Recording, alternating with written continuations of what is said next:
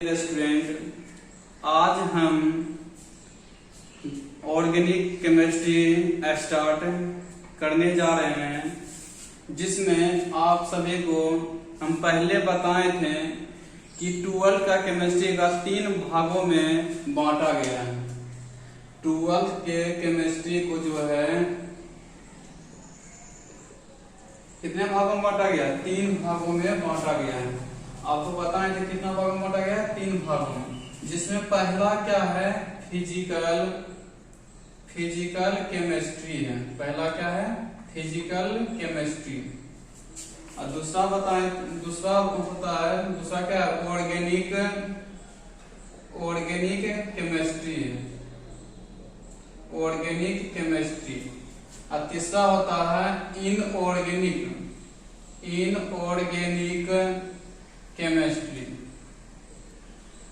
तो आप सभी को हम क्लास में ही बताए थे कि केमिस्ट्री का जब सिलेबस 12 का चालू किए थे तो उसमें हम आपको बता दिए थे कि केमिस्ट्री का कितना भाग होता है? 3 भाग होता है। फिजिकल केमिस्ट्री, ऑर्गेनिक केमिस्ट्री और इनऑर्गेनिक केमिस्ट्री। फिजिकल केमिस्ट्री को कहा जाता है भौतिक रसायन, ऑर्गेनिक केमिस्ट्री को कहा जाता है कार्बनिक रसायन और इनऑर्गेनिक केमिस्ट्री को कहा जाता है अकार्बनिक रसायन। आपको हम बताए थे कि फिजिकल केमिस्ट्री में जो है कितना चैप्टर है? 5 चैप्टर है, जिसमें से हम 3-4 चैप्टर का सॉल्यूशन आपको करा चुके थे, लेकिन उसमें लॉकडाउन के चलते उस चैप्टर में कुछ क्वेश्चन रह गया था। तो लेकिन अब जब हम वहां से उस चैप्टर को यदि हम स्टार्ट करते हैं, वहां जहां से आपको छोड़े थे, तो आप सभी को समझ में नहीं आएगा। इसलिए वहां वो चैप्टर को वहीं पर रोक दिए हैं। इसलिए आज से हम ऑर्गेनिक केमिस्ट्री स्टार्ट करने जा रहे हैं। ये आप नहीं सोचेगा कि ये आप जो फिजिकल में जो चैप्टर छूटा है उसको हम नहीं पढ़ाएंगे। यदि क्लास के साथ होगा तो क्लास में ही पढ़ा देंगे। यदि लॉकडाउन बढ़ते रहेगा तो हम आपको यूट्यूब पर ही फिजिकल केमिस्ट्री का सॉल्यूशन जो चैप्टर छोड़े हैं उसमें हम पढ़ा देंगे आपको। तो आज हम नया चैप्टर चालू करने जा रहे हैं, ऑर्गेनिक केमिस्ट्री। ऑर्गेनिक केमिस्ट्री में 7 चैप्टर होता है। ऑर्गेनिक केमिस्ट्री में 12 के अंतर्गत कितना चैप्टर होता है? 7 चैप्टर होता है। लेकिन ऑर्गेनिक केमिस्ट्री में आपको बेसिक पढ़ना पड़ेगा। यदि बेसिक आपका ठीक है तब ऑर्गेनिक केमिस्ट्री आपको समझ में आएगा। यदि बेसिक आपका कमजोर है तो ऑर्गेनिक केमिस्ट्री आपको समझ में नहीं आएगा। इसलिए ऑर्गेनिक केमिस्ट्री का जो बेसिक पढ़ाएंगे आपको 11th में भी काम देगा, 12th में भी काम देगा। इसलिए आप जितना भी बेसिक पढ़ाएंगे ऑर्गेनिक केमिस्ट्री में आप सही समझिएगा। जहां पर समझ में नहीं आएगा आप कमेंट कीजिएगा, आप हमको बताएंगे।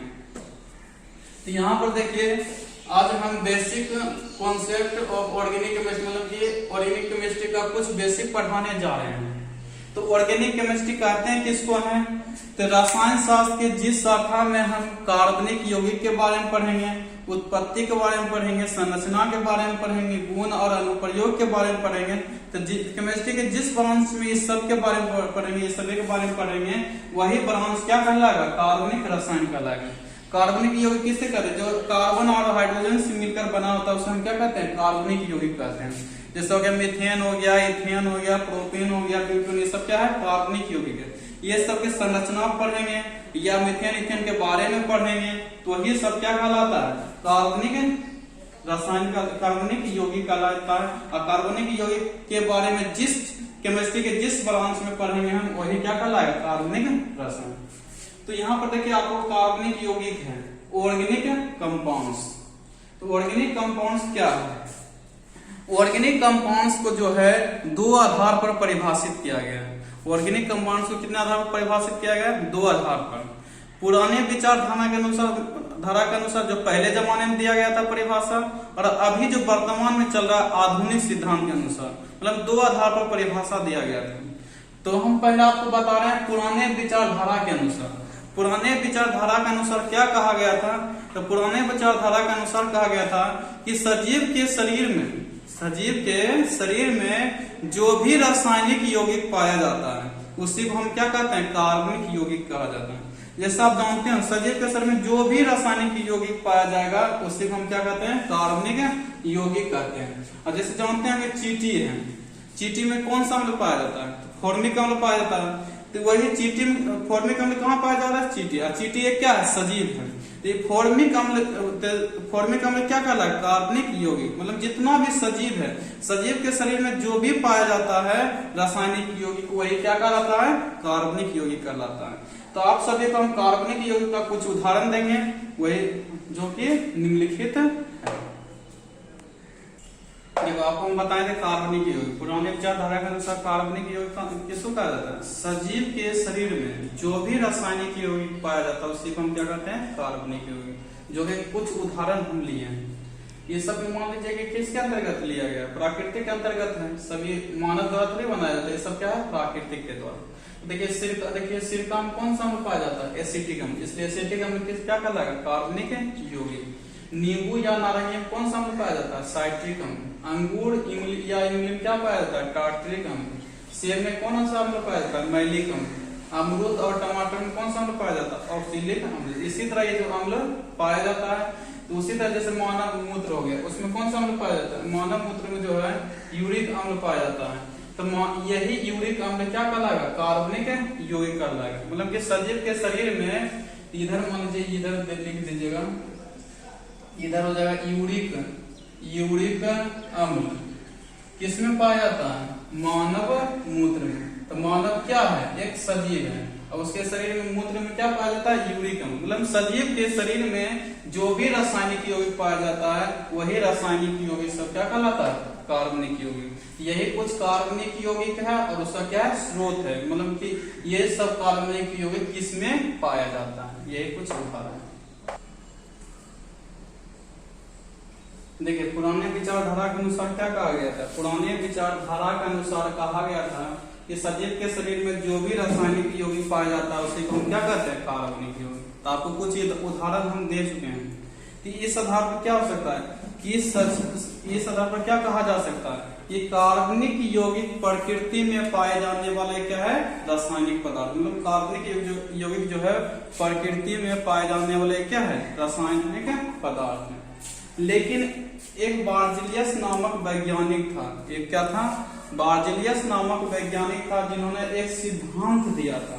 बार्जिलियस नामक एक वैज्ञानिक था जिन्होंने सिद्धांत दिया था कि कार्बनिक यौगिक को जो है सिर्फ हम प्राकृतिक के द्वारा प्राप्त कर सकते हैं। कार्बनिक यौगिक जो है सिर्फ हम प्राकृतिक के द्वारा प्राप्त कर सकते हैं, उसे हम कृत्रिम विधि के द्वारा, मतलब मानव के द्वारा नहीं बनाया जा सकता है। सिर्फ जो भी प्रकृति में जितना भी रासायनिक पदार्थ पाया जाता है उसी से हम प्राप्त कर सकते हैं, लेकिन उसको मानव द्वारा हम नहीं प्राप्त कर सकते, मानव द्वारा बनाया नहीं जा सकता है। लेकिन सर्वप्रथम ओहलर नामक वैज्ञानिक ने प्रयोगशाला में यह साबित कर दिया था कि कार्बनिक यौगिक को जो है मानव द्वारा भी बनाया जा सकता है। इसलिए ओहलर नामक वैज्ञानिक ने प्रयोगशाला में सबसे पहले किस कार्बनिक यौगिक का आविष्कार किया था? यूरिया नामक कार्बनिक यौगिक का आविष्कार उन्होंने कर दिया था। इसलिए बार्जिलियस के द्वारा जो कथन दिया गया था, तो बार्जिलियस के द्वारा कहा गया था कि ये सिर्फ प्राकृतिक के द्वारा प्राप्त कर सकते, लेकिन ओहलर ने यह साबित कर दिया कि प्राकृतिक के साथ साथ हम मानव के द्वारा भी हम प्राप्त कर सकते हैं, मानव द्वारा भी बनाया जा सकता है। देखिए कैसे यूरिया को निर्माण किया था। तो ओहलर ने सबसे पहले प्रयोगशाला में अमोनियम सल्फेट लिया।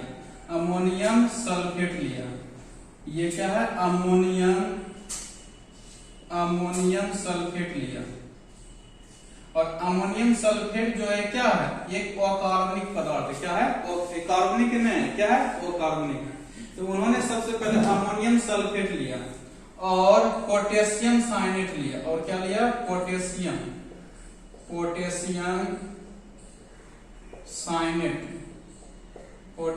साइनेट लिया। तो ओहलर ने सबसे पहले प्रयोगशाला में अमोनियम सल्फेट और पोटेशियम साइनेट दोनों को मिला करके आपस में मिश्रण करके उन्होंने क्या किया था? गर्म किया था। क्या किया था? गर्म हीट किया था। तब उन्होंने पाया था, क्या पाया था? पोटेशियम सल्फेट प्राप्त हुआ था। क्या प्राप्त हुआ था? पोटेशियम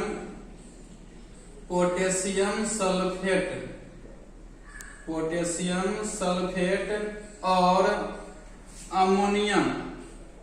पोटेशियम सल्फेट और अमोनियम साइनेट, पोटेशियम सल्फेट और अमोनियम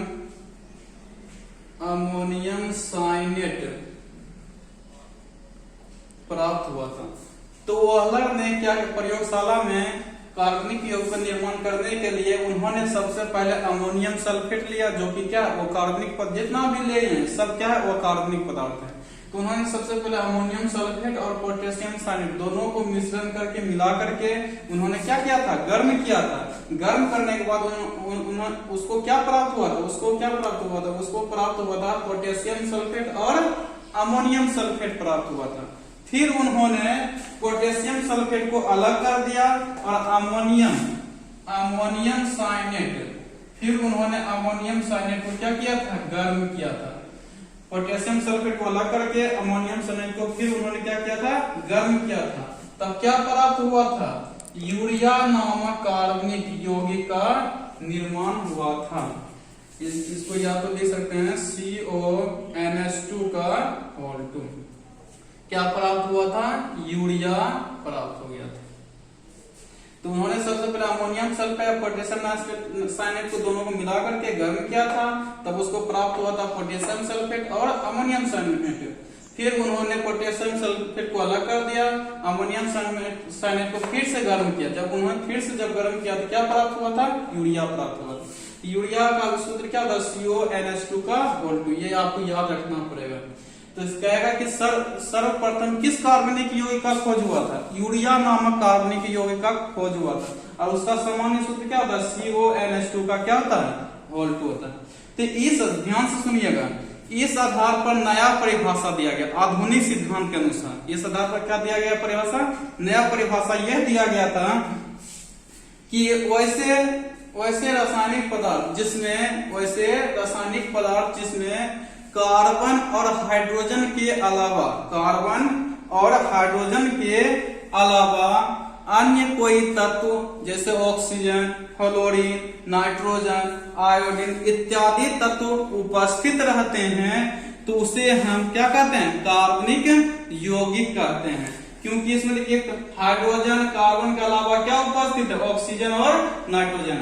तो वैसे रासायनिक यौगिक जिसमें कार्बन और हाइड्रोजन के अलावा अन्य कोई तत्व जैसे ऑक्सीजन हो गया, नाइट्रोजन हो गया, फ्लोरीन हो गया, आयोडीन हो गया, ये सब भी तत्व उपस्थित यदि रहता है तो उसे भी हम क्या कहते हैं, कार्बनिक यौगिक कहते हैं। ये नए परिभाषा आधुनिक सिद्धांत के अनुसार परिभाषा दिया गया था। देखिए अगला टॉपिक है कार्बनिक यौगिक का वर्गीकरण, क्लासिफिकेशन ऑफ ऑर्गेनिक केमिस्ट्री। कार्बनिक यौगिक जो है दो आधार पर वर्गीकृत किया गया। कार्बनिक यौगिक को कितने आधार पर वर्गीकृत किया गया, दो आधार पर वर्गीकृत किया गया। खुली श्रृंखला युक्त कार्बनिक यौगिक और बंद श्रृंखला युक्त कार्बनिक यौगिक। तो आज हम पहले बताने जा रहे हैं खुली श्रृंखला युक्त कार्बनिक यौगिक। तो खुली श्रृंखला युक्त कार्बनिक यौगिक किसे कहते हैं, जब कार्बन के द्वारा बनाए गए श्रृंखला, जब कार्बन के द्वारा बनाए गए श्रृंखला का दोनों सिरा एक दूसरे से क्या रहेगा, स्वतंत्र रहेगा, एक दूसरे से अलग रहेगा, तो उसे हम क्या कहते हैं, खुली श्रृंखला युक्त कार्बनिक यौगिक। जैसे आप देखिए, जैसे मान लीजिए मीथेन का सूत्र क्या होता है, CH4। संरचना इसका लेते इथेन लेते C2H6 है, संरचना इसका बनाते कितना कार्बन है, 2 कार्बन। एक कार्बन में कितना संयोजकता होता है, 4 संयोजकता। 1 2 3 4, 1 2 3 4। अब वो ध्यान से यहाँ पर देखिए, इसका एक सिरा जो है एक दूसरे से क्या जुड़ा हुआ, ये स्वतंत्र नहीं है। हम क्या लिखाते हैं कि कार्बन के द्वारा बनाए गए श्रृंखला का दोनों सिरा एक दूसरे से क्या रहेगा, स्वतंत्र रहेगा, मतलब एक दूसरे से अलग रहेगा, तो सही हम क्या कहते हैं, खुली श्रृंखला युक्त कार्बनिक यौगिक। यहाँ पर देखिए इस कार्बन का ये सिरा और ये सिरा दोनों एक दूसरे से क्या है, अलग है। इधर भी जुड़ सकता है, इधर जुड़ सकता है, मतलब दोनों एक दूसरे से बंधा हुआ है, मतलब अलग अलग हुआ है। जब कार्बन का जैसे एक मान लो कार्बन है, मतलब इसका प्रत्येक कार्बन एक दूसरे से क्या हुआ है, जुड़ा हुआ है, ये क्या कहलाएगा, जब एक दूसरे से जुड़ा हुआ रहेगा, बंधा हुआ रहेगा, घिरा हुआ रहेगा, तो कहलाता है बंद श्रृंखला। लेकिन जिसका दोनों सिरा जो रहेगा स्वतंत्र रहेगा, एक दूसरे से खुला हुआ रहेगा, तो उसे हम क्या कहेंगे, खुली श्रृंखला युक्त कार्बनिक यौगिक कहते हैं। तो जितना भी होगा मीथेन, इथेन, प्रोपेन, ब्यूटेन, ये सब का जितना भी संरचना आएगा सभी संरचना क्या कहलाएगा? खुली श्रृंखला युक्त कार्बनिक युग्म, क्योंकि उसमें कार्बन परमाणु का द्वारा जो श्रृंखला बना रहता है उसका दोनों सिरा एक दूसरे से क्या रहता है? अलग रहता है, स्वतंत्र रहता है, इसलिए उसे हम कहते हैं खुली श्रृंखला युक्त। खुली श्रृंखला युक्त कार्बनिक युग्म के दो भागों में बांटा गया है, हाइड्रोकार्बन और नॉन हाइड्रोकार्बन। जिस कार्बनिक यौगिक में कार्बन और हाइड्रोजन उपस्थित रहेगा, जिस कार्बनिक यौगिक में सिर्फ कार्बन और हाइड्रोजन उपस्थित रहेगा तो उसे हम क्या कहेंगे? हाइड्रोकार्बन। जैसे CH4 देखिए, इसमें क्या है? सिर्फ कार्बन और हाइड्रोजन है, इसलिए क्या कहलाएगा? हाइड्रोजन। तो जिस कार्बनिक यौगिक में सिर्फ कार्बन रहना चाहिए और हाइड्रोजन रहना चाहिए तो उसे हम कहेंगे हाइड्रोकार्बन। दूसरा नॉन हाइड्रोकार्बन है, तो जिस कार्बनिक यौगिक में कार्बन और हाइड्रोजन के अलावा दूसरा कोई यदि तत्व रहता है तो कहलाता है नॉन हाइड्रोकार्बन। तो देखिए कार्बन और हाइड्रोजन के अलावा दूसरा कोई तत्व क्या है? क्लोरीन है, इसलिए क्या कहलाएगा? Non hydrocarbon. तो देखिए आज का क्लास में हम यहीं तक पढ़ाएंगे, बताएंगे। इस क्लास का क्लास यहीं तक समाप्त होता है, इसलिए जितना भी आपको हम बताएं सही से आप नोट कर लीजिएगा, एक बार पढ़ लीजिएगा। अब ये जो केमिस्ट्री जो चालू किए हैं बेसिक केमिस्ट्री, इसमें आपको 11th का स्टूडेंट को भी बता देना है ये सब पढ़ने के लिए, क्योंकि ये सब जो है 11th के स्टूडेंट के लिए भी है। इसलिए जितना भी होगा आप सही से डेली केमिस्ट्री का वीडियो सही से देख के सही से आप लिखिएगा और सही से आपको इसमें याद करना पड़ेगा, तभी आपको ऑर्गेनिक केमिस्ट्री समझ में आएगा। आप ये 11th का स्टूडेंट को भी आप शेयर कर दीजिएगा, बता दीजिएगा ये केमिस्ट्री आपको पढ़ना है।